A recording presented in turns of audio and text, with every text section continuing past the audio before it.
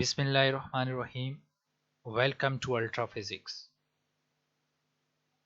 Students, in today's video lecture, we are going to classify neutrons' energy. In the previous lecture, we talked about neutrons and production of neutron. Now let's start today's lecture, which is all about classification of neutrons' energy. And this energy can be determined by measuring the range of projectile they produce in ionization chamber.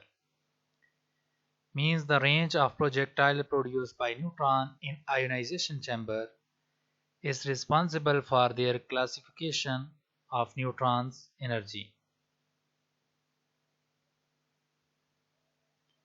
So for detailed analysis of neutrons' interaction with matter, it is desirable to classify them according to their energies. In the table, you see the different types of neutrons and their energy ranges, starting from thermal neutrons having energy range of 0.025 electron volt, epithermal neutrons having energy range between 0.025 to zero point 0.2 electron volt, resonance neutrons having energy range between 1 electron volt to 1000 electron volt, for intermediate neutrons 1 kilo electron volt to 500 kilo electron volt, and the neutrons energy range for fast neutrons is greater than 0.5 mega electron volt. So students, let's move towards the classification of neutrons. Basically, neutrons are classified as slow neutrons, intermediate neutrons, fast neutrons, very fast neutrons, and ultra fast neutrons. In today's lecture, we are going to discuss all these classification of neutrons, and firstly we are going to start with slow neutrons. So let's start. Slow neutrons, those neutrons which having energy range from 0 to 1 electron volt are termed as slow neutrons, and these slow neutrons are further classified as thermal neutrons, cold neutrons, epithermal neutrons, and resonance neutrons. Firstly, we will discuss these classification of slow neutrons, and we will move further towards other classified types of neutrons. So firstly, we talk about thermal neutrons. Those fast neutrons are slowed down by collisions with the surrounding atoms until its average energy becomes equals to the average thermal energy of atoms in the surroundings. These neutrons have energy range in order of 0.025 electron volt at 20 degree. These fast neutrons are slowed down by using moderators, and normally water H2O is used as a moderator. This process is called as thermalization. Now talk about collision, and in collision we have an elastic scattering. In a collision with hydrogen, neutrons lose half of their energy on average. You can see in the reaction, when a neutron collides with an hydrogen atom, it loses half of its energy on average. And in inelastic scattering, neutron interacts with particles of much greater mass, for example iron. In the reaction, when a neutron interacts with an iron atom, before collision and after collision, excess energy is emitted in the form of electromagnetic radiations. So it's an inelastic scattering for neutrons. Now, what is the role of slow neutrons, where these are used, and how they are produced? In the previous lecture, we discussed about production of neutrons, and a well-known process, fission reaction, is responsible for the production of neutrons. When a single neutron reacts with a uranium atom, and this atom splits into two lighter nuclei with the emission of energy, and in the process neutrons are produced. Normally, on an average, from a fission reaction 2.5 neutrons are produced, and these neutrons are responsible for further fission and we get efficient chain reaction. But fast neutrons won't efficiently cause fission, and these fast neutrons are normally slowed down by using moderators, and normally water H2O is used as a moderator. This collision with hydrogens are effective in slowing the neutrons, and these slow neutrons then reacts with uranium atom and causes fission reaction. We have a graph for comparison of neutron slowing down in hydrogen versus carbon. We have collision of hydrogen versus carbon. In the graph along horizontal axis we have number of collisions, and along vertical axis we have energy in megaelectron volt. The red bar is for an hydrogen atoms and carbon atom have blue bars. So here is a comparison of neutrons slowing down in hydrogen as compared with carbon.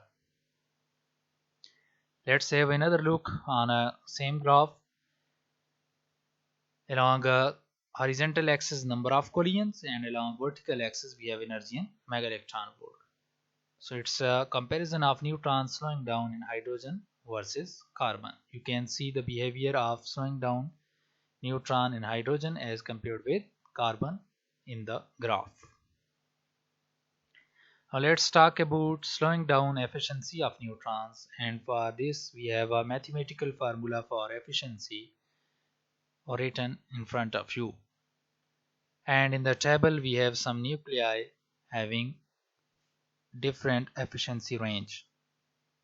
Firstly, for hydrogen efficiency is 1, for deuterium it's 0.725, for graphite it's 0.158, for oxygen 0.120, iron 0.035, lead 0.009585, and for uranium 0.00838. This is some slowing down efficiency for neutron. In graphical representation you can also see the slowing down efficiency of neutrons.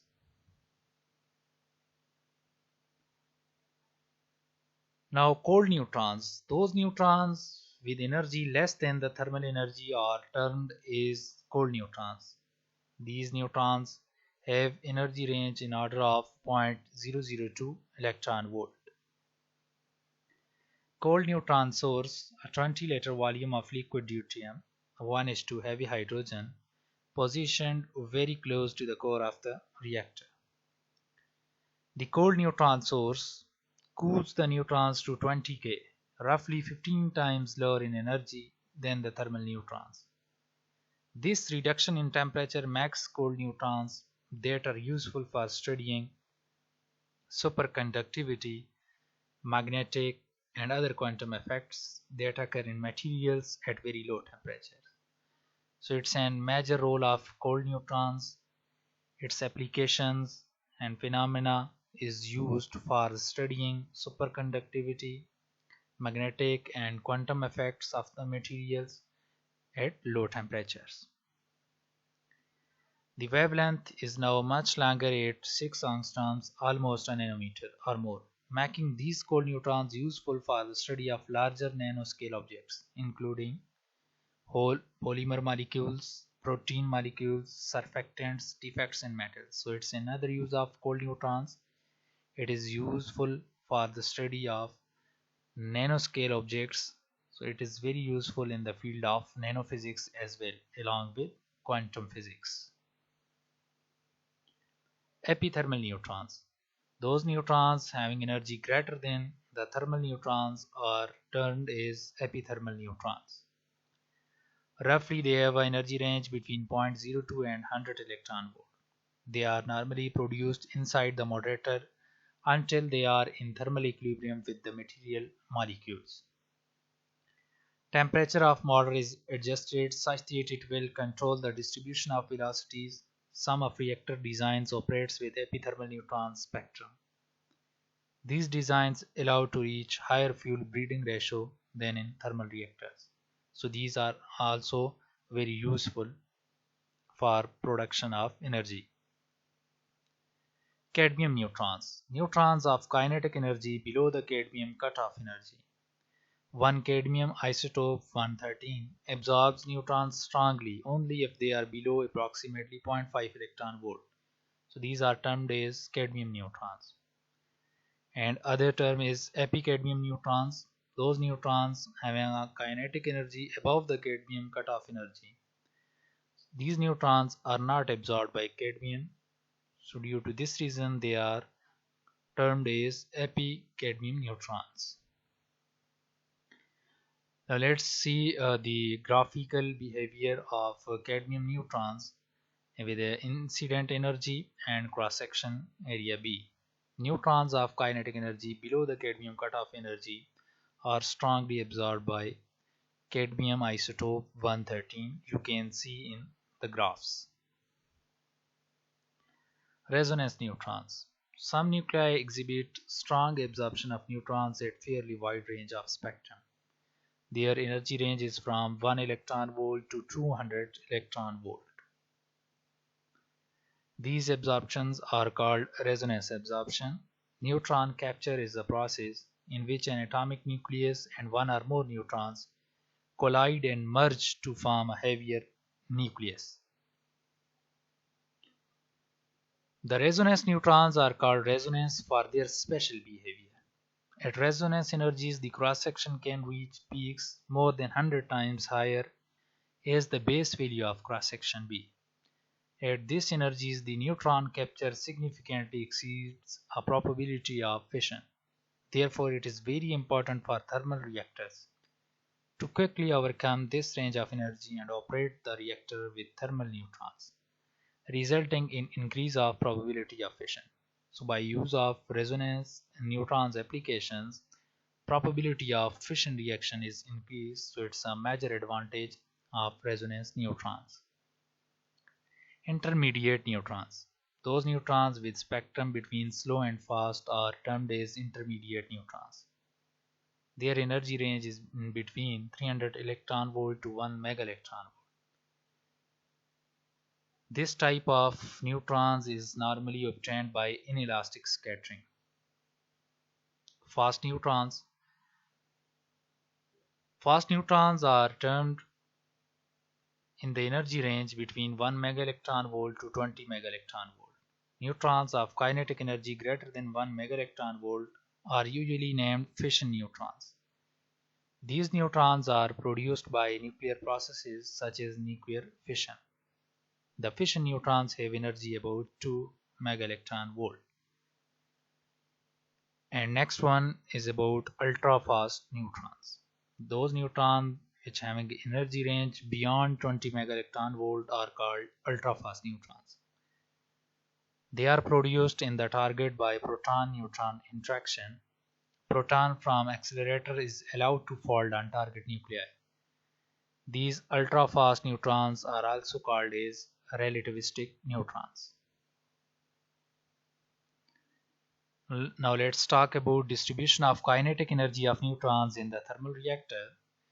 The fission neutron fast flux are immediately slowed down to the thermal energies via a process called neutron moderation. So neutron moderation is a process in which the fission neutrons are immediately slowed down. You can see in the graphs the graph between neutron energy versus relative neutron flux. Fast flux are immediately slowed down to the thermal energies, and the process is called as neutron moderation. Now students, let's summarize the classification of neutrons energy. Firstly, the term used is cold neutrons, and cold neutrons neutron energy range is in between 0.0 to 0.025 electron volt. For thermal neutron it is 0.025 electron volt. For epithermal neutrons 0.025 to 0.4 electron volt. For cadmium neutrons 0.4 to 0.6 electron volt. For epicadmium neutrons 0.6 to 1 electron volt. For slow neutrons 1 to 10 electron volt. Resonance neutrons 10 to 300 electron volt. Intermediate neutrons range is 300 electron volt to 1 mega electron volt. For fast neutrons 1 to 20 megaelectron volt, and for ultra fast neutrons the neutron energy range is greater than 20 megaelectron volt. Kinematics of collision, we discussed about the elastic and inelastic scattering. Now we are going to discuss the kinematics of collision and doing some mathematical calculations. Firstly, head-on collision. It's a one-dimensional collision with neutron and nucleus recoil in the opposite direction. Understanding one-dimensional events in starting point, assuming neutron mass traveling at velocity, relatively stationary nucleus mass, energy and momentum are conserved. We know that energy and momentum are conserved. The equations for energy and momentum are written as energy and momentum before collisions and momentum after the collision. Now rearranging energy conservation equation and also rearranging momentum conservation equation, and after that dividing energy conservation equation with momentum equation, we get the velocity v plus v bar equals capital V bar plus v. This is the final speed of recoiling nucleus we get. Substituting this in momentum conservation equation and doing some mathematical calculations, we get equation for V bar, and kinetic energy of neutron before collision is represented by E equals half mv square. Kinetic energy of neutron after collision, E bar equals half mv square, and if target nuclei is initially at rest, V is approximately equals 0, we get the equation. And for kinetic energy after collision, the equation is shown in front of you. The kinetic energy after collision is related to initial kinetic energy via factor alpha, thus E prime equals alpha times E. As further simplification, we are going to convert this to atomic mass units. So for neutron, taking m equals 1. For target nuclei, taking m equals a. Then the above alpha factor can be written as alpha equals a minus 1 into a divided by a plus 1 whole square. And after n number of collisions, the energy equation can be written as En equals EO into 1 plus alpha by 2 whole power n. Students, in the last assignment for you, we have a problem. Statement of problem is show that 1 megaelectron volt neutron can lose as much as 0.28 megaelectron volt per collision. I am going to give you some hints for solving this problem. You can see the nuclear physics book. Author name is Erwin Kaplan, page 567, or you can use the relation shown in screen. Here for graphite m equals 12 and for neutron m equals 1. So with this, student, we conclude our today's lecture. Hopefully it is helpful for you, and if you like this video lecture, kindly don't forget to subscribe my YouTube channel. Thanks for watching.